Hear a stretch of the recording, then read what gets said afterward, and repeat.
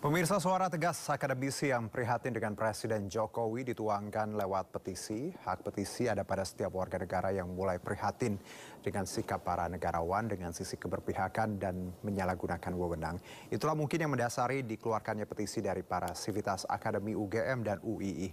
Dan untuk membahas petisi dari para akademisi sudah bersama kami Profesor Kuncoro, Guru Besar Fakultas Psikologi UGM, Manik Margana Mahendra, mantan Ketua BEM UI, dan juga Immanuel Ebenezer, aktivis 98, dan Billy David Nerotu Milena, aktivis pendidikan. Assalamualaikum Bapak-Bapak, terima kasih sudah hadir, selamat malam. Waalaikumsalam, selamat malam, Pak Aldo, Mas Manik, Mas Monel. Iya, dengan Herjuno di studio. Baik, saya mungkin ke Prof dulu, Prof Kuncoro. Tentunya kita tahu ada petisi kemarin Bola ke Sumur dan isinya juga banyak sudah diakses masyarakat di media. Kalau kita bicara petisi ini, Prof, apa yang melatar belakangi hingga teman-teman dari UGM mengeluarkan statement ini? Silakan, Prof. Baik, terima kasih. Ini adalah didasari oleh rasa kekecewaan yang berat dari kami Sivitas Akademika. Oke. Kekecewaan itu sebetulnya kami itu termasuk pendukung Jokowi pada waktu dahulu. Baik. Kami menjaga betul nama baik beliau, seperti kita tahu bahwa ijazah beliau dipertanyakan dan sebagainya. Kita membela untuk itu. Baik. Tetapi kemudian yang terjadi adalah tiba-tiba kemudian sejak MK itu kemudian berbalik arah. Sebetulnya pada waktu dulu kita sudah mulai curiga, yaitu ketika beliau memuji bahwa besok yang menjadi presiden kelihatannya Mas ini. Tetapi yang kedua adalah menunjukkan ciri-ciri presidennya itu rambutnya putih. Kemudian dahi berkerut. Itu sudah dua orang nih, siapa sebetulnya yang mau dijadikan? Itu sudah menjadikan kami menjadi sanksi. Kemudian ditunjukkan lagi dari sini itu adalah inkonsistensi dari apa yang beliau ucapkan. Sangat-sangat inkonsistensi. Dan yang kedua adalah hampir semuanya itu kemudian mereka itu melanggar bahwa presiden tidak boleh boleh memihak, presiden boleh kampanye, itu adalah pencetusnya. Kenapa? Karena jelas bahwa undang-undang yang diberlakukan itu mulai pasal 280 sampai dengan undang-undang nomor 299 itu satu rangkaian. Baik. Tetapi yang ditunjukkan hanya sepotong-sepotong. Dan itu kalau menurut saya adalah tindakan pembodohan.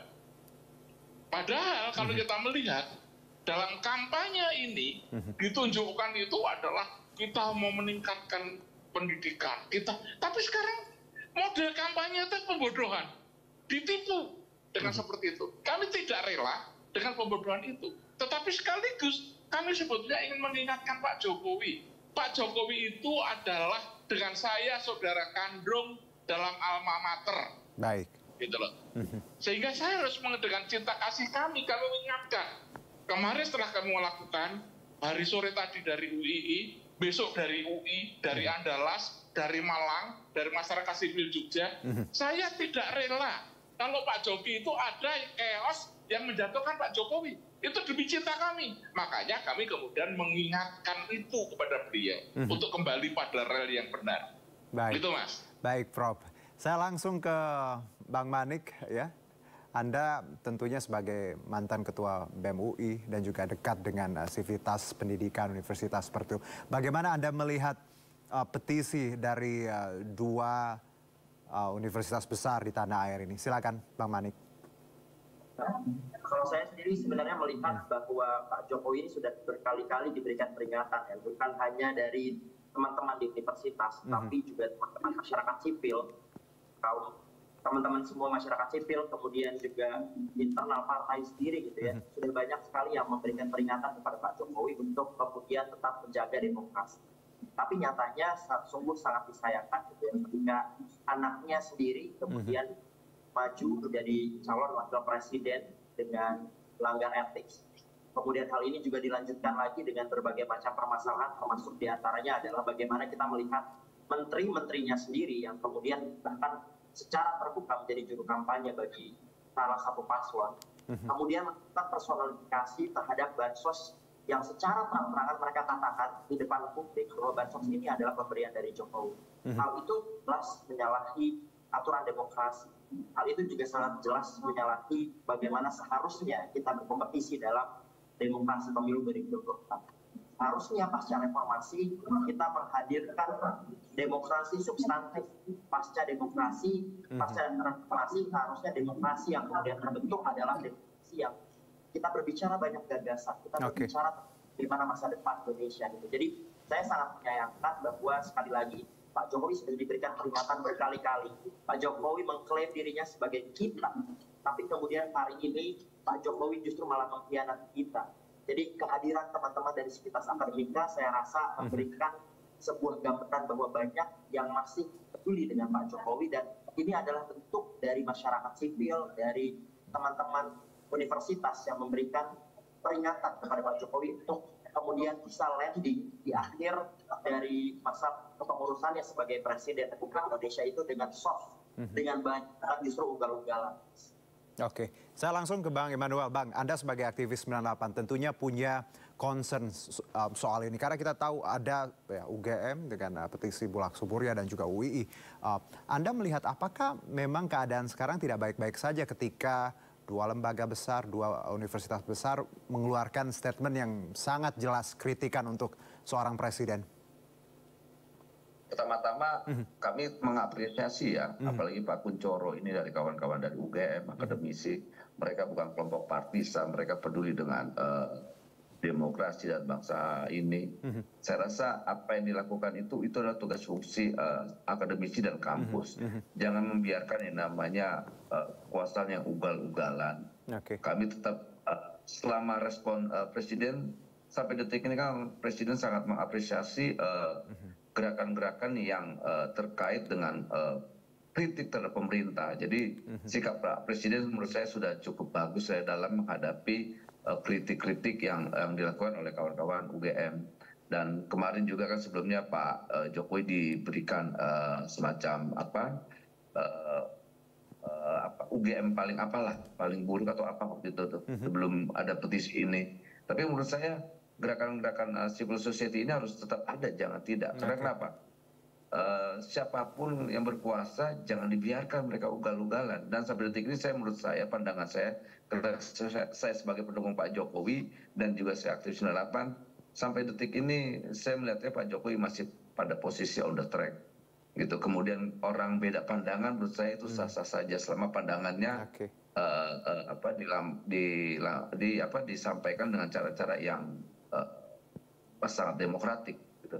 Jadi belum ada yang saya lihat. Jadi tetap apapun yang terjadi hari ini yang dilakukan oleh kawan-kawan Pak Prof itu udah masuk dalam kerangka demokrasi yang baik menurut saya. Itu. Masih dan itu juga direspon dengan Pak Jokowi juga sangat menghargai sikap Profesor dan kawan-kawan. Baik. Saya kembali ke Prof bahwa kalau ada banyak. Nggak bisa lama, saya izin ya. Oh, Bang Immanuel. Berapa lama lagi kira-kira?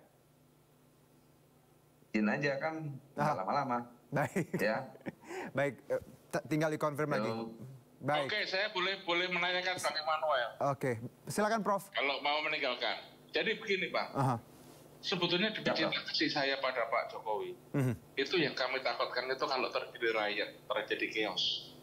Karena bukti sudah menunjukkan bahwa sekarang UGM, UII, kemudian besok UI, kemudian semakin banyak. Dan kalau saya tidak tahu ini hoax apa tidak, berita di YouTube yang saya peroleh, hari ini ada gerakan mahasiswa di depan DPR. Kalau misalnya terjadi riot, yang hancur nama UGM juga Pak. Ada warga UGM yang didemo. Itulah kami sebetulnya di situ kami menyayangi itu Pak Jokowi itu dari situ. Kami mengingatkan. Ya. Silakan Bang Immanuel. Gini Prof, saya rasa soal Prof lihat di YouTube di mana ya hari ini media yang paling mungkin lebih independen dan full mendapat berita ya memang dari media sosial yang terkait misal YouTube dan sebagainya platform media sosial. Tapi yang harus Prof pahamin bahwa Pak Jokowi sangat demokratik, Prof. Dia bicara tentang Indonesia ke depan, Prof. Nah, saya berharap ya kita menjaga demokrasinya. Saya senang sekali adanya Prof dan kawan-kawan BEM yang tetap kritis. Selama kritis itu tidak dibungkam, ya itu sah dan saya senang. Dan Pak Jokowi tidak membungkam itu. Itu kenapa saya tetap sampai detik ini mendukung beliau, gitu loh. Saya juga tidak mau tercoreng proses sejarah saya yang saya perjuangkan selama ini dirusak hanya mendapatkan pemimpin yang sangat otoritarian dan diktator. Saya nggak mau. Oke. Tapi kalau Bang Immanuel terkait bagaimana Pak Presiden menyebutkan bahwa Presiden boleh berkampanye dan ini juga banyak melukai masyarakat, hati masyarakat khususnya akademisi ketika pernyataan beliau yang kadang blunder dan juga terkait bagaimana misalnya keputusan MK. Anda melihatnya seperti apa? Inkonsisten itu, Mas. Gimana Bang? Inkonsisten Ya. itu. Silakan. Tidak besok bilang begini, sekarang begini. Besok ini bilang begini. Okay. Mereka Pak Jokowi itu kalau menurut teori transpersonal, Pak Jokowi itu bukan sebagai seorang presiden saja. Okay. Di dalam dirinya melekat bapaknya Gibran, gitu loh. Sehingga kemana-mana dia tuh sebetulnya ya yang kampanye Gibran. Dan itu tidak pernah dirasakan. Okay. Orang selalu berbalik undang-undang, kita bendera putih. Etika itu rasa. Baik, Bang Immanuel. Sekarang pertanyaan saya, apakah Pak Presiden Trump mati rasa? Baik Prof, Oke, nampaknya Bang Immanuel sudah sign out terlebih dahulu. Tapi kita dapat poinnya Prof bahwa beliau ya tadi punya pendapat yang berbeda dari kita. It's really okay, tidak apa-apa Prof. Tapi paling tidak kita punya poin-poin juga. Saya mungkin ke Bang Billy dulu ya Prof ya. Bang Billy, bahwa Anda sebagai aktivis juga pendidikan terkait banyaknya kegusaran di teman-teman dari akademisi terkait sikap presiden yang tadi inkonsisten, banyak menyalahgunakan, disebutkan ya seperti itu, aturan dan juga tentunya pernyataan-pernyataan yang blunder. Dari Bang Billy sendiri pendapatnya seperti apa? Ya baik, sebenarnya tadi bagus kalau Mas Noel tetap berada di room ya. Oke. Jadi mungkin semoga beliau ada alasan tertentu, bukan kegusaran atau... Saya juga baru dapat nih infonya kenapa bisa keluar duluan. Baik, lanjutkan Bang Billy. Baik. Kalau dari saya, tentu ini melihat sebagai sebuah akumulasi ya. Jadi akumulasi terhadap keresahan yang selama ini dirasakan. Oke. Terkait momentum-momentum yang akhir-akhir ini secara beruntun muncul. Dan itu dipertontonkan dengan nyata di depan publik. Dan tentu semua sangat menyayangkan misalkan pernyataan Presiden yang menyatakan bahwa Presiden boleh berpihak. Kemudian tadi Prof. Kunchoro dan Manik juga sempat singgung tentang personalisasi dan politisasi bansos. Dan juga poin-poin yang disampaikan teman-teman di UGM, kemudian di UI kan sebenarnya secara garis besar adalah sebuah keresahan yang menjadi selama ini menjadi keresahan publik.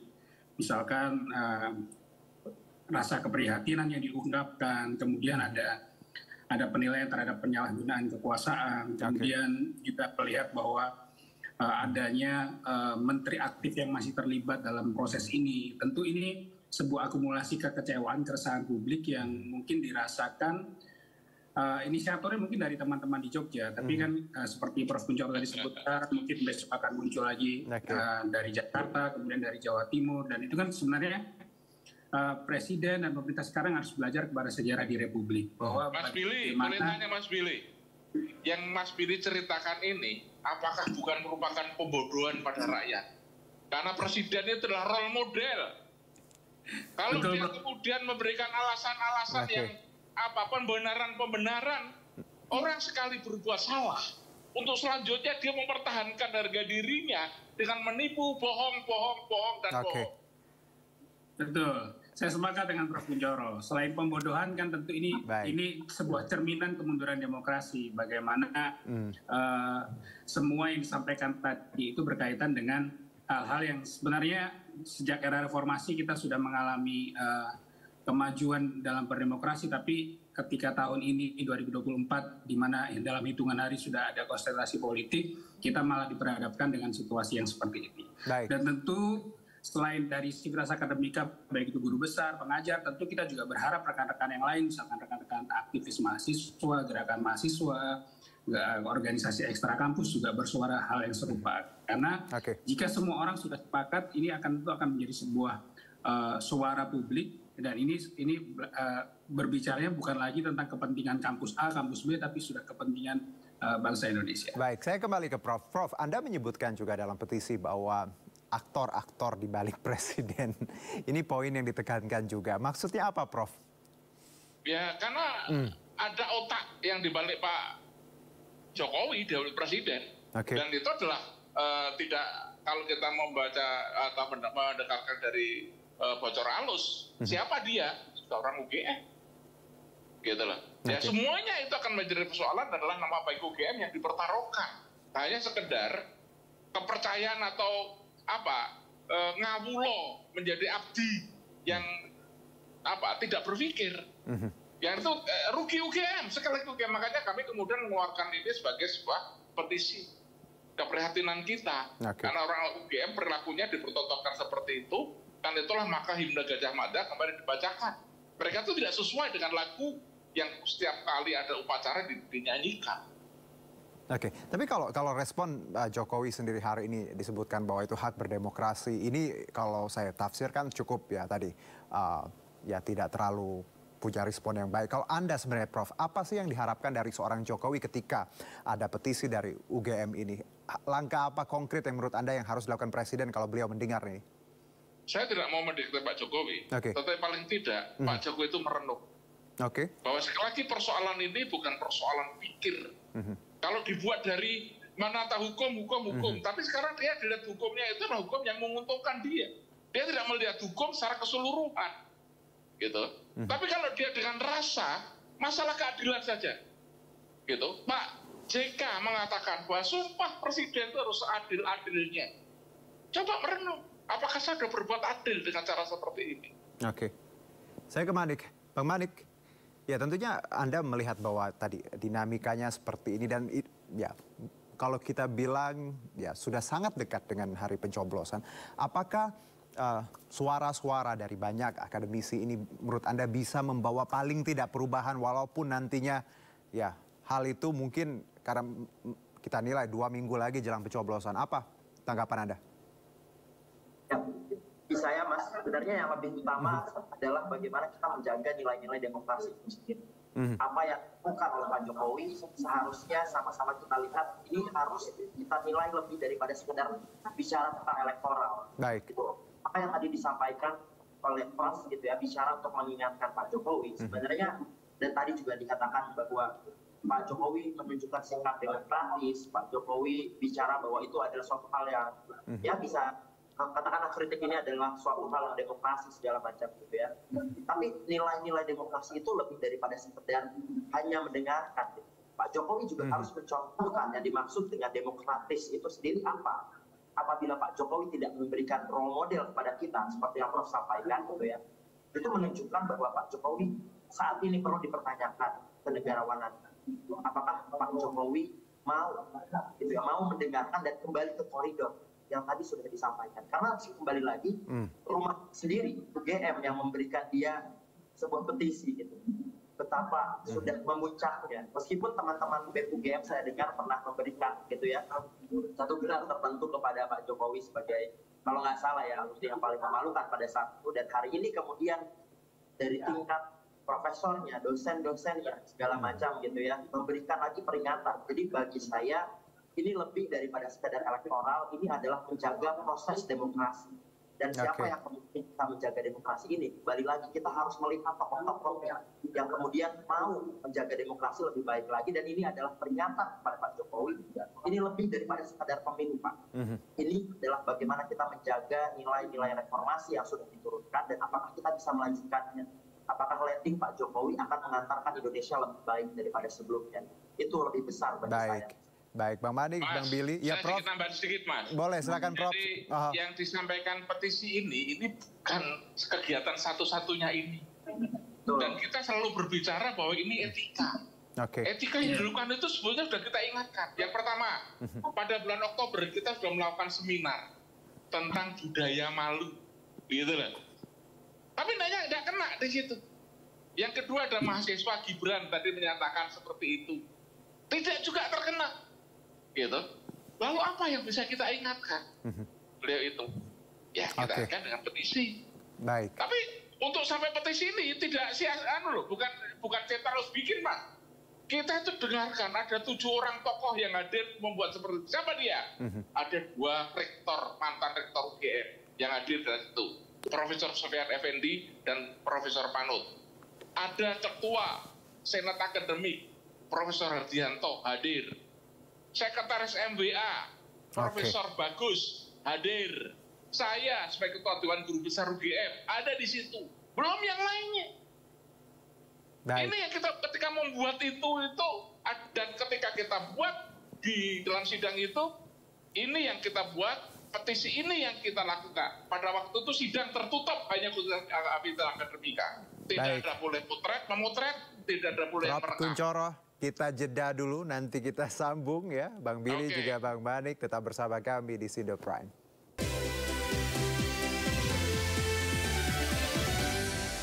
Baik, kita kembali lagi masih bersama Prof. Kunchoro, Bang Billy dan juga Bang Manik. Tadi kita lihat bagaimana paket terkait kisru bansos yang banyak juga dikritik oleh banyak orang.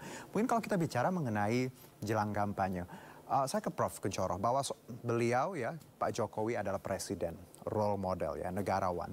Di satu sisi juga sebagai personal beliau adalah orang tua, ayah seperti itu. Menurut Anda apa yang harusnya dilakukan seorang Jokowi ketika posisi ini memang sangat bias. Dari awal pun kita tahu bahwa ini sangat fragile gitu ya, Prof.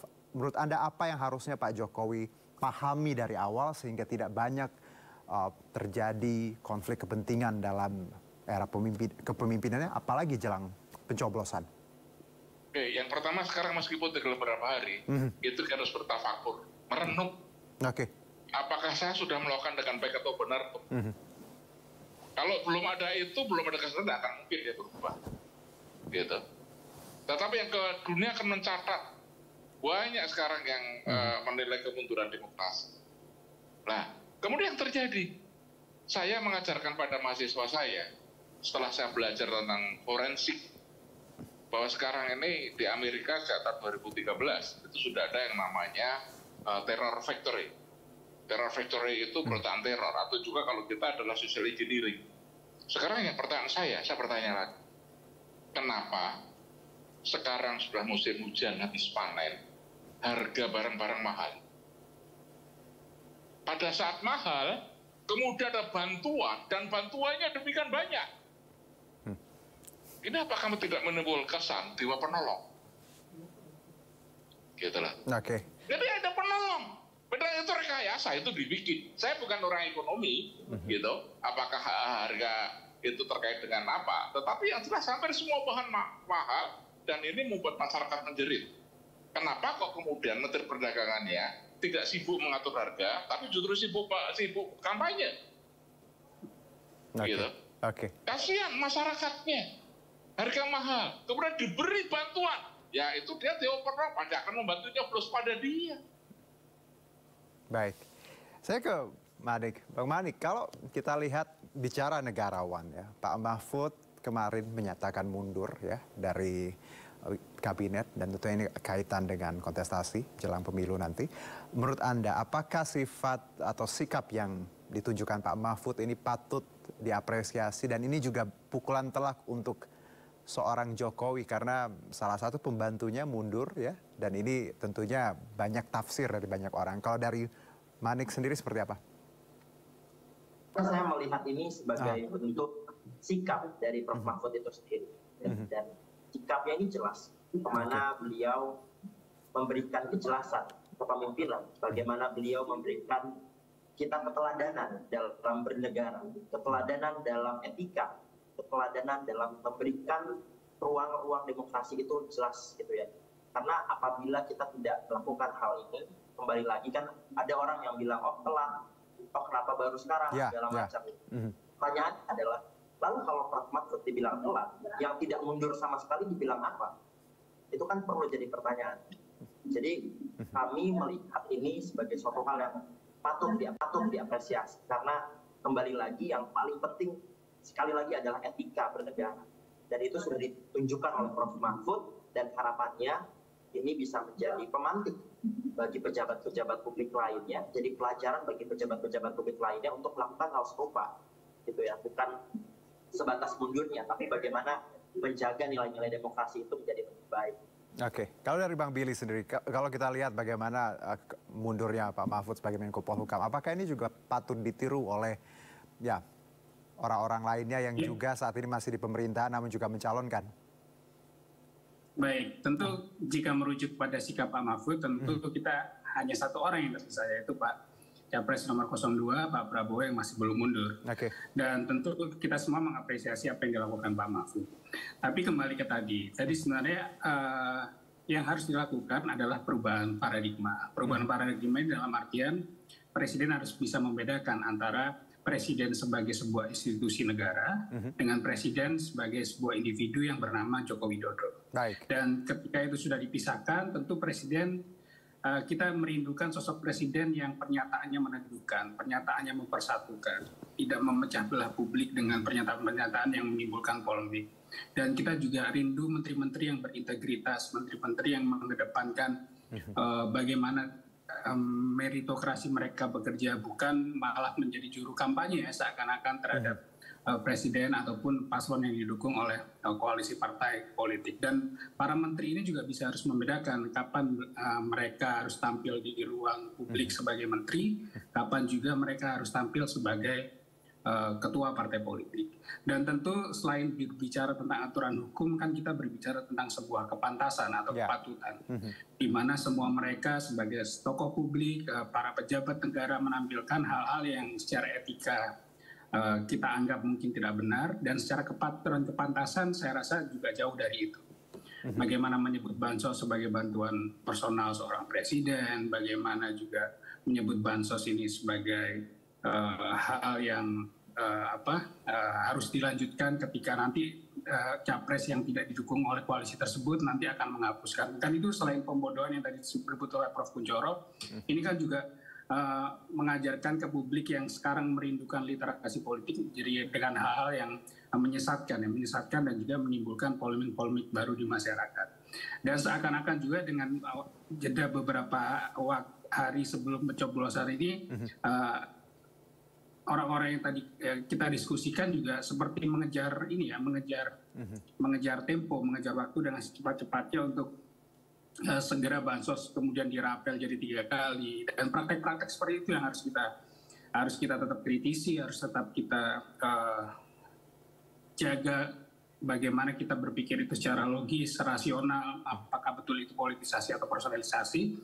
Dan tentu juga kita berharap semua, nggak hanya lagi sivitas akademika dari kampus, tapi juga masyarakat secara umum, rakyat Indonesia secara umum bisa melihat ini sebagai sebuah hal yang tidak benar, dan memang kita perlu mengingatkan Presiden sebagai sebuah institusi negara. Baik. Dan kita juga perlu melihat ini sebagai polemik kita semua sebagai rakyat Indonesia. Oke, saya kembali ke Prof. Bahwa kita bicara keteladanan, Prof. Di sini bagaimana tadi Anda mengkritisi seorang Jokowi, tapi tidak hanya bicara Jokowi, banyak juga pembantu Pak Jokowi yang juga tadi menyalahgunakan jabatan ya, dan juga kebijakan yang menurut Anda juga harusnya juga mereka berani mundur kalaupun memang mau berkontestasi seperti itu. Dan tanggapan Anda, Prof?